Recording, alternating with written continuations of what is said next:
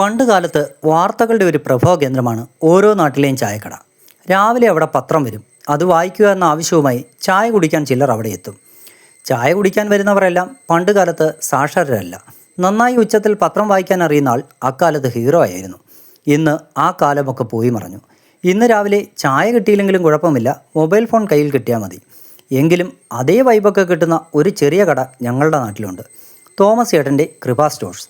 കുറച്ച് പലചരക്ക് സാധനങ്ങളും നല്ല ഒന്നാന്തരം ചായയും 4 മണിക്ക് കുറച്ച് കടിയും ഒക്കെ കിട്ടുന്ന ഒരു കട. ഇവിടെ ഇരുന്നൊരു ചായ കുടിക്കാൻ ഒരു പ്രത്യേക വൈബ് തന്നെയാണ്.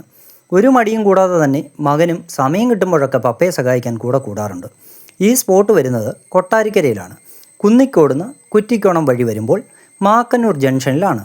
അപ്പോൾ മറക്കണ്ട, ഇതുവഴി എപ്പോഴെങ്കിലും കടന്നു പോകുമ്പോൾ തോമസ് ഏട്ടൻ്റെ കടയിൽ കയറി ഒരു ചായയും ഒരു കടിയും ഒക്കെ കഴിച്ച് റിലാക്സായി പോയാൽ മതി കേട്ടോ. ഇത് നിങ്ങൾക്ക് ഒരു പ്രത്യേക അനുഭവം തന്നെയായിരിക്കും. ഈ വഴിയുള്ള കാഴ്ചകളും അതിമനോഹരമാണ്. Please subscribe.